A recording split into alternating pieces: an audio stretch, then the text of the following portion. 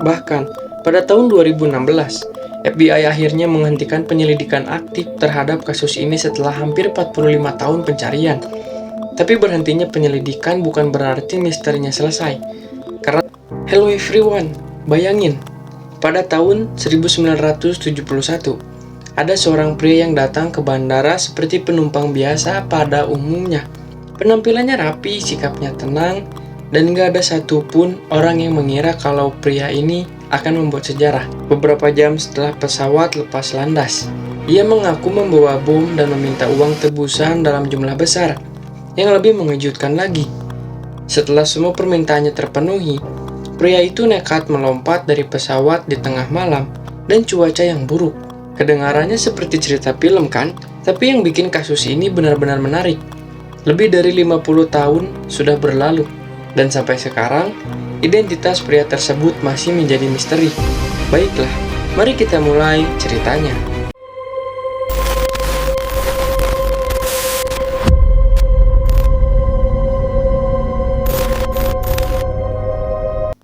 Kalau mendengar cerita pembajakan pesawat, mungkin yang terbayang di kepala kita adalah seseorang yang kasar, panik, atau membawa senjata sambil mengancam orang-orang di sekitarnya. Tapi yang anehnya, sosok yang satu ini justru jauh dari gambaran itu. Bahkan sampai sekarang, orang-orang yang pernah bertemu dengannya masih menggambarkannya sebagai pria yang tenang dan sopan. Dan semua bermula pada tanggal 24 November 1971. Hari itu, seorang pria datang ke bandara Portland, Oregon, lalu membeli tiket penerbangan menuju Seattle. Nama yang ia gunakan ketika membeli tiket adalah Dan Cooper.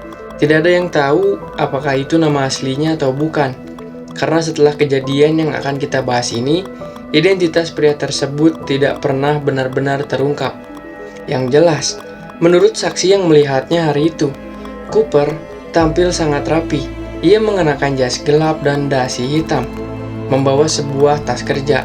Sekilas, ia terlihat seperti pegawai kantoran yang sedang melakukan perjalanan bisnis. Tidak ada yang mencurigakan, tidak ada yang membuat orang-orang di sekitarnya merasa waspada. Dan mungkin, justru itulah alasan mengapa rencananya bisa berjalan sejauh itu. Setelah membeli tiket, Cooper kemudian naik ke pesawat Northwest Orient Flight 305 yang akan terbang menuju Seattle. Penerbangan itu sebenarnya tidak terlalu lama, hanya sekitar setengah jam.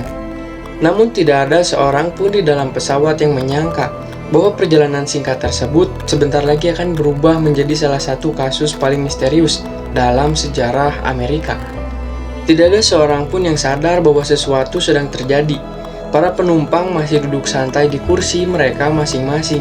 Sebagian ada yang membaca koran, sebagian ada yang mengobrol, dan yang lain hanya menikmati penerbangan singkat menuju Seattle. Sementara itu, di bagian belakang kabin, Dan Cooper memanggil seorang pramugari bernama Florence Schaffner. Cooper kemudian menyerahkan sebuah catatan kecil yang sudah dilipat. Awalnya Florence tidak langsung membacanya. Ia mengira itu hanya pesan biasa dari seorang penumpang. Pada tahun 1970-an, hal seperti itu memang cukup sering terjadi. Namun beberapa saat kemudian, Cooper memberitahu bahwa catatan tersebut perlu dibaca. Saat Florence membuka kertas itu, suasana langsung berubah. Di dalamnya tertulis bahwa Cooper membawa bom. Tentu saja, siapapun bisa menulis ancaman seperti itu. Tapi masalahnya, Cooper tidak berhenti sampai di situ. Untuk membuktikan bahwa dirinya serius, ia sedikit membuka tas kerja yang dibawanya. Menurut kesaksian Florence, di dalam tas itu terlihat beberapa benda berbentuk silinder, berwarna merah yang tersusun rapi, dan terhubung dengan kabel serta sebuah baterai. Apakah itu benar-benar bom? Sampai hari ini, tidak ada yang mengetahuinya. Karena setelah kejadian itu berakhir, benda tersebut tidak pernah ditemukan. Tapi bagi Florence saat itu, apa yang dilihatnya sudah lebih dari cukup untuk membuatnya percaya. Setelah memastikan pesannya dipahami, Cooper akhirnya menyampaikan apa yang sebenarnya ia inginkan. Dan disinilah semuanya mulai terasa seperti rencana yang sudah dipersiapkan jauh-jauh hari. Cooper meminta uang tebusan sebesar $200.000 dalam pecahan $20. Jika disesuaikan dengan nilai saat ini, jumlah itu setara dengan lebih dari $1 juta Amerika. Namun uang bukan satu-satunya permintaan. Ia juga meminta 4 buah parasut, 2 parasut utama, dan 2 parasut cadangan. Permintaan ini terdengar cukup aneh, karena jika tujuan Cooper hanya mengambil uang lalu menyerah, ia tidak membutuhkan 4 parasut. Belakangan, banyak penyidik percaya bahwa permintaan tersebut adalah petunjuk pertama bahwa Cooper mungkin sudah memiliki rencana untuk melarikan diri. Selain itu, ia juga meminta sebuah truk bahan bakar dipersiapkan ketika pesawat mendarat nanti. Saat itu, Florence mulai menyadari bahwa pria yang duduk di hadapannya bukan seseorang yang bertindak spontan. Setiap permintaannya terdengar terlalu spesifik, terlalu berencana, dan yang paling membuatnya tidak nyaman adalah satu hal. Sepanjang percakapan itu berlangsung, Cooper terlihat tetap tenang, seolah-olah ia tahu bahwa semua orang pada akhirnya akan mengikuti apa yang ia minta. Setelah menerima tuntutan tersebut, awak pesawat segera menyampaikan semuanya ke kokpit. Dan dalam hitungan menit, pihak maskapai, polisi, hingga FBI mulai terlibat dalam situasi yang belum pernah mereka hadapi sebelumnya. Setelah tuntutannya disampaikan kepada kokpit, situasinya mulai berubah. Pilot pesawat bernama William Scott segera menghubungi pihak maskapai di darat. Dari sana, informasi diteruskan ke polisi dan FBI. Masalahnya, saat itu pesawat masih berada di udara. Tidak ada tim khusus yang bisa langsung menangkap Cooper. Tidak ada pasukan yang bisa naik ke pesawat. Semua orang hanya bisa berusaha menenangkan situasi sambil memenuhi tuntutannya. Sementara itu, para penumpang sama sekali tidak tahu menahu apa yang sedang terjadi. Mereka hanya diberitahu bahwa ada sedikit masalah teknis, sehingga pesawat harus berputar-putar lebih lama sebelum mendarat di Seattle. Padahal, di balik pintu kokpit, pihak maskapai sedang berlomba dengan waktu. Mereka harus menyiapkan uang tunai sebanyak $200.000, mengumpulkan 4 parasut, dan memastikan semuanya siap saat pesawat mendarat. Yang menarik, selama menunggu itu, Cooper tidak menunjukkan tanda-tanda panik. Justru sebaliknya, beberapa kru yang berada di dekatnya mengatakan bahwa ia terlihat sangat tenang, bahkan terlalu tenang untuk seseorang yang sedang membajak pesawat. Florence Schaffner dan kru lainnya kemudian menceritakan hal yang hampir sama kepada penyidik. Cooper tidak pernah berteriak, bahkan ia tidak pernah mengancam penumpang sedikit pun. Ia juga tidak bertindak kasar kepada kru. Semua permintaannya disampaikan dengan sopan dan teratur. Di tengah situasi yang menegangkan itu, Cooper bahkan sempat memesan minuman bourbon dan soda. Ia membayarnya seperti penumpang biasa. Bahkan tidak hanya itu, ketika pesawat akhirnya akan mendarat di Seattle, Cooper bahkan meminta agar makanan disiapkan untuk awak pesawat. Hal kecil seperti itu membuat para penyidik bingung bertahun-tahun kemudian. Karena semakin banyak kesaksian yang muncul, semakin sulit pula menggambarkan Cooper sebagai penjahat yang brutal. Ia membajak pesawat, membawa ancaman bom, dan meminta uang tebusan ratusan ribu dolar. Namun di saat yang sama, hampir semua orang yang berinteraksi dengannya menggambarkannya sebagai pria yang tenang, sopan, dan terkendali. Ada hal lain yang juga membuat kru mulai curiga. Beberapa kali Cooper terlihat mengetahui lokasi di bawah pesawat. Saat melintasi wilayah Washington, ia sempat menunjuk keluar jendela dan menyebut beberapa daerah dengan cukup akurat, seolah-olah ia sudah sangat familiar dengan wilayah tersebut. Dan jika itu benar, berarti kemungkinan besar Cooper bukan orang yang bertindak secara spontan hari itu. Ia mungkin sudah mempelajari semuanya sejak lama, mulai dari rute penerbangan, jenis pesawat, hingga daerah tempat ia berencana menghilang. Sementara itu di darat, uang dan parasut akhirnya berhasil dikumpulkan. Pesawat pun bersiap mendarat di Seattle, dan tidak ada seorang pun yang tahu bahwa bagian paling terkenal dari misteri ini bahkan belum dimulai. Pembebasan penumpang. Pada pukul 17.39, Cooper diberitahu bahwa semua permintaannya telah dipenuhi. Pesawat kemudian mendarat di Bandara Seattle, Tacoma pada pukul 17.45. Setelah pesawat mendarat, Cooper meminta pilot bernama William Scott untuk memarkirkan pesawat di area bandara yang sepi, tetapi tetap memiliki penerangan yang cukup. Ia juga meminta seluruh lampu di dalam pesawat dimatikan. Permintaan tersebut dilakukan agar Cooper dapat mengawasi keadaan di sekitar pesawat dan menghindari kemungkinan adanya penembak jitu. Manajer operasi Northwest Orient bernama Ali kemudian mendatangi pesawat menggunakan pakaian biasa, bukan seragam resmi. Hal tersebut dilakukan agar Cooper tidak mengira dirinya adalah petugas FBI atau pihak keamanan. Ali kemudian menyerahkan tas berisi uang tebusan serta parasut kepada kru pesawat melalui tangga belakang. Setelah proses penyerahan selesai, Cooper mengizinkan seluruh penumpang untuk turun dari pesawat, termasuk pramugari bernama Florence Schaffner dan seorang kru lain bernama Alice Hancock juga diperbolehkan meninggalkan pesawat. Kini hanya tersisa 4 orang kru yang tetap berada bersama Cooper. Selama proses pengisian bahan bakar, Cooper menyampaikan rencana penerbangan berikutnya kepada kru kokpit. Ia meminta pesawat terbang menuju Mexico City dengan kecepatan rendah sekitar 100 knot dan ketinggian di bawah 10.000 kaki. Untuk menjaga kecepatan tersebut, Cooper meminta roda pendaratan tetap diturunkan dan sirip sayap pesawat diatur pada posisi 15 derajat. Bayangin aja, dari permintaan Cooper kelihatan banget kalau dia tuh ahli dalam bidang penerbangan. Bahkan, sampai dari ketinggian posisi derajat dia udah mengukur. Selain itu, ia juga meminta agar kabin pesawat tidak diberikan tekanan penuh agar ketinggian pesawat tetap rendah.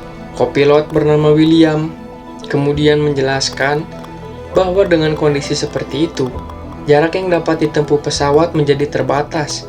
Pesawat hanya mampu terbang sekitar 1.000 mil sebelum harus kembali mengisi bahan bakar. Karena itu, Cooper dan kru kokpit akhirnya menyepakati pemberhentian di Reno, Nevada untuk melakukan pengisian bahan bakar ulang sebelum pesawat kembali lepas landas. Cooper juga meminta agar pintu kabin belakang tetap terbuka bersama dengan tangga belakang pesawat. Pihak maskapai memberitahu bahwa hal tersebut tidak aman, tetapi Cooper tetap bersikeras. Ia mengatakan bahwa dirinya sendiri yang akan membuka tangga tersebut ketika pesawat sudah berada di udara, sementara menunggu pengisian bahan bakar. Seorang agen FAA, FAA ini adalah Administrasi Penerbangan Federal, adalah badan pemerintah federal Amerika Serikat di bawah Departemen Transportasi AS yang mengatur penerbangan sipil di Amerika dan perairan internasional sekitarnya. Kewenangannya itu meliputi pengendalian lalu lintas udara. Agen FAA meminta bertemu langsung dengan Cooper di dalam pesawat, namun permintaan tersebut langsung ditolak oleh Cooper. Proses pengisian bahan bakar sempat mengalami sedikit penundaan karena adanya masalah pada mekanisme truk bahan bakar. Hal tersebut membuat Cooper merasa curiga dan mengatakan bahwa seharusnya proses tersebut tidak memakan waktu selama itu. Setelah truk cadangan digunakan, pengisian bahan bakar akhirnya selesai dilakukan. Cooper kemudian memeriksa kembali uang tebusan dan parasutnya. Setelah semuanya dipastikan sesuai, pesawat pun siap melanjutkan penerbangan berikutnya. Kembali ke udara, sekitar pada pukul 19.40, pesawat Boeing 727 milik Northwest Orient kembali lepas landas dengan membawa Cooper di dalamnya. Selain Cooper, di dalam pesawat masih terdapat pilot William Scott, kopilot yang bernama William, pramugari bernama Tina McClough, serta teknisi penerbangan bernama Anderson.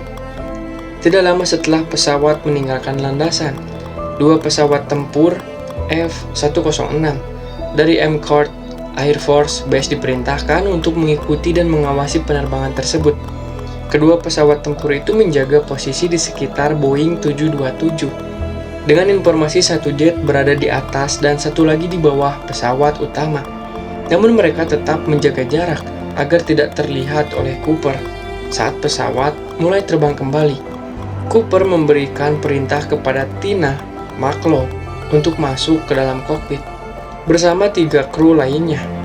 Ia meminta agar pintu kokpit tetap terkunci selama penerbangan berlangsung. Ketika Tina berjalan menuju kokpit, ia sempat melihat bahwa Cooper sudah mulai mengenakan salah satu parasut yang sebelumnya ia minta. Sekitar pukul 20.00, kru kokpit melihat lampu indikator menyala. Lampu tersebut menunjukkan bahwa pintu tangga belakang pesawat sedang berusaha dibuka. Beberapa saat kemudian, kru pesawat mulai merasakan perubahan tekanan udara yang cukup besar dalam kabin. Hal tersebut menjadi tanda bahwa pintu tangga belakang Boeing 727 telah terbuka sepenuhnya. Dan sejak saat itu, tidak ada lagi seorang pun dalam pesawat yang benar-benar tahu apa yang terjadi pada Dan Cooper. Setelah Cooper melompat dari pesawat malam itu, pencarian besar-besaran langsung dilakukan. FBI mengerahkan banyak orang untuk mencari jejaknya. Mereka menyisir hutan, memeriksa berbagai kemungkinan lokasi pendaratan, bahkan menyelidiki ratusan orang yang dianggap mungkin sebagai identitas asli Cooper. Tapi hasilnya tetap sama, seolah-olah pria itu benar-benar menghilang setelah melompat dari pesawat. Selama bertahun-tahun muncul banyak teori tentang apa yang sebenarnya terjadi malam itu. Sebagian orang percaya Cooper berhasil selamat. Mereka beranggapan bahwa ia sudah mempersiapkan semuanya dengan sangat matang, mulai dari memilih pesawat Boeing 727 yang memiliki tangga belakang, mengetahui wilayah sekitar Washington, hingga memahami kondisi penerbangan. Menurut teori ini, Cooper berhasil mendarat, mengambil uangnya, lalu memulai hidup baru dengan identitas yang berbeda. Tapi ada juga yang percaya bahwa Cooper tidak pernah berhasil keluar dari hutan pada malam itu. Kondisinya sangat buruk, cuaca dingin, hujan deras, angin kencang, dan lokasi yang diperkirakan merupakan wilayah sulit membuat banyak penyidik yakin bahwa kemungkinan Cooper tidak selamat cukup besar. Namun satu penemuan pada tahun 1980 kembali membuka misteri ini. Seorang anak bernama Brian Ingran menemukan beberapa tumpukan uang di dekat sungai Columbia, Oregon. Setelah diperiksa, nomor seri uang tersebut ternyata cocok dengan uang tebusan yang diberikan kepada Cooper. Masalahnya, jumlah yang ditemukan hanya sebagian kecil, hanya sekitar $5.800 dari total $200.000 yang dibawa Cooper. Tidak ada yang tahu bagaimana uang itu bisa sampai di sana. Apakah Cooper membuangnya? Apakah uang itu terbawa arus? Atau apakah ada orang lain yang menemukannya setelah Cooper menghilang? Sampai hari ini, tidak ada jawaban pasti. Bahkan, pada tahun 2016, FBI akhirnya menghentikan penyelidikan aktif terhadap kasus ini setelah hampir 45 tahun pencarian. Tapi berhentinya penyelidikan bukan berarti misterinya selesai, karena satu pertanyaan masih belum terjawab. Siapa sebenarnya Dan Cooper? Apakah dia seorang penjahat yang berhasil melakukan pelarian paling berani dalam sejarah? Atau seorang pria yang melakukan lompatan terakhirnya dan tidak pernah ditemukan? Mungkin kita tidak akan pernah tahu, karena pada malam 24 November 1971, seorang pria naik ke sebuah pesawat sebagai Dan Cooper. Dan beberapa jam kemudian, dia menghilang menjadi salah satu misteri terbesar yang pernah ada.